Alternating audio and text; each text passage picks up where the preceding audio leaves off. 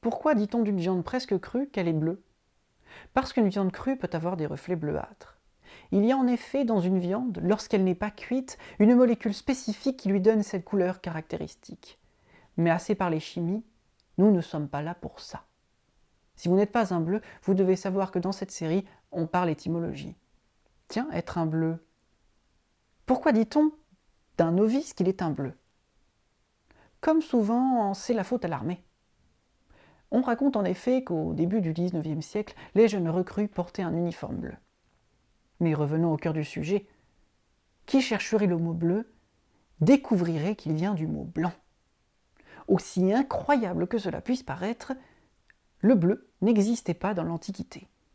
Plus étonnant encore, il n'apparaît pas dans la littérature chinoise ancienne, dans la Bible, dans les textes hébraïques. Seuls les Égyptiens de l'Antiquité semblent avoir eu du bleu. Mais que s'est-il passé? Pourquoi le bleu n'existait-il pas? Pourquoi existe-t-il maintenant? Si nous remontions 1000 ans en arrière et que nous demandions à un passant la couleur du ciel, il nous répondrait, après mûre réflexion, qu'il est blanc. Si nous lui demandions la couleur de la mer, il nous dirait qu'elle est verte ou noire. Ces gens-là avaient les mêmes yeux que nous, mais ils n'avaient pas la même culture. En effet, dans ces temps-là, le bleu tant en peinture qu'en teinture était si rare qu'il n'était pas utile de le nommer, et les rares fois qu'il était présent dans la nature, il était toujours associé comme extension d'une autre couleur. Seuls les Égyptiens avaient une peinture bleue caractéristique. Pour nous, ce n'est qu'au XIe siècle que le bleu est apparu avec l'essor de nouveaux pigments.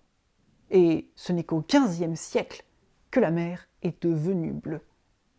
Aujourd'hui, nous connaissons toutes les couleurs, n'est-ce pas? Alors, quel est le nom de celle-ci?